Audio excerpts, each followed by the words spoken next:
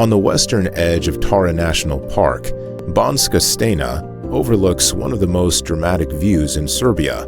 The Viewpoint stands on a rocky cliff more than 1,000 meters above the Drina River, where the green water winds through the canyon far below. The drop is sheer, and the silence carries only the wind moving through pine trees that cling to the edge.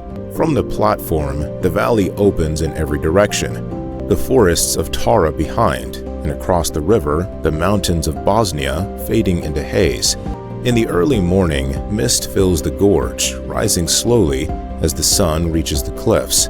Deer paths cross the slopes nearby, and narrow trails lead through the forest towards Zaovin Lake, hidden beyond the ridges.